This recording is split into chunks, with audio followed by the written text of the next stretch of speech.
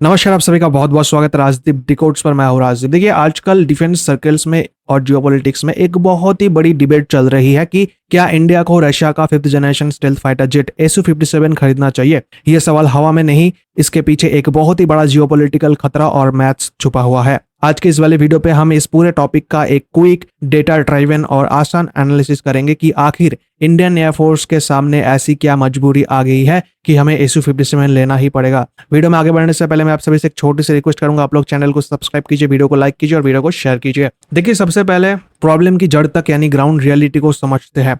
देखिए, जियोपॉलिटिक्स में नंबर्स बहुत ही ज्यादा मैटर करते हैं। इंडियन एयरफोर्स को एक साथ चाइना और पाकिस्तान यानी 2 फ्रंट वॉर से निपटने के लिए 42 फाइटर स्क्वाड्रन चाहिए, लेकिन आज की डेट में हम हिस्टोरिकली अपने सबसे लोएस्ट पॉइंट पर है। हमारे पास सिर्फ 29 स्क्वाड्रन्स बची है। ऐसा इसलिए हुआ है क्योंकि हमारे पुराने MiG-21 बिसोन्स और जैगुआर्स रिटायर हो चुके हैं और हो रहे हैं, और जो नए तेजस जेट्स हमें मिलने थे उनके प्रोडक्शन और इंजन आने में डिले हो चुका है। आसान भाषा में कहे तो पुराने जहाज तेजी से बाहर जा रहे हैं पर नए जहाज उस स्पीड से अंदर नहीं आ रहे। अब दूसरी तरफ दुश्मन क्या कर रहा है वो देखिए। चाइना अपनी हवाई ताकत को नेक्स्ट लेवल पर ले जा रहा है। चाइना के पास इस वक्त 250 से ज्यादा J-20 स्टेल्थ फाइटर्स है। स्टेल्थ फाइटर्स वो होते हैं जो रडार पर दिखते नहीं। और फिर ये न्यूज भी सामने आ रही है कि पाकिस्तान ने भी ऑफिशियली अनाउंस कर दिया है कि पाकिस्तान चाइना से J-31 स्टेल्थ फाइटर्स खरीद रहा है। सोचिए, अगर कल को पाकिस्तान के आसमान में स्टेल्थ फाइटर्स उड़ने लगे और हमारे पास सिर्फ Su-30 और राफेल जैसे 4th जनरेशन जेट्स रहे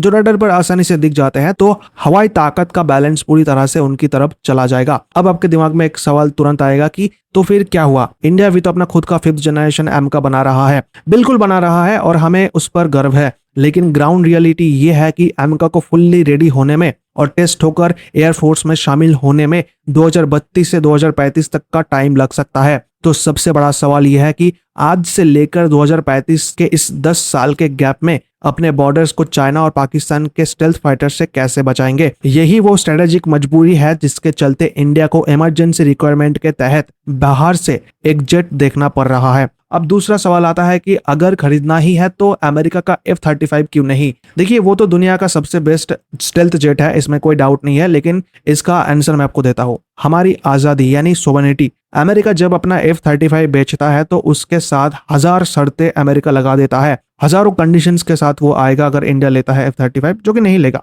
अब यूएस के प्लेन एक क्लाउड सिस्टम से जुड़ा होता है जिसे अमेरिका जब चाहे जमीन पर लॉक कर सकता है, यानी एक किल स्विच से जुड़ा होता है F-35। और सबसे बड़ी बात, यूएस उस प्लेन का सोर्स कोड भी नहीं देता है। तो ऐसे में F-35 लेना भारत के लिए कोई ज्यादा फायदेमंद नहीं होगा। इसका ऑपोजिट देखोगे तो रशिया इंडिया को Su-57 के साथ एक ऐसी डील दे रहा है जो दुनिया में कोई नहीं देता। रशिया हमें 100% technology transfer, make in India और सबसे इंपॉर्टेंट सोर्स कोड दे रहा है। सोर्स कोड मिलने का सीधा मतलब यह होता है कि हम उस प्लेन के कंप्यूटर में अपनी मर्जी से इंडिया की ब्रह्मोस या एस्ट्रा मिसाइल फिट कर सकते हैं बिना रशिया से परमिशन लिए। और ग्राउंड लेवल पर Su-57 डॉग फाइट मतलब नजदीक की लड़ाई के लिए नहीं, बल्कि एक स्नाइपर की तरह यूज होता है। इसमें लगने वाली R-37M मिसाइल 400 किलोमीटर दूर से चाइना या पाकिस्तान के रडार प्लेन और रिफ्यूलिंग टैंकर्स को गिरा सकती है, वो भी इंडियन बॉर्डर के अंदर सेफली उड़ते हुए। तो ओवरऑल एक परफेक्ट दुनिया में हमें प्योरली अपने AMCA पर रिलाई करना चाहिए था, लेकिन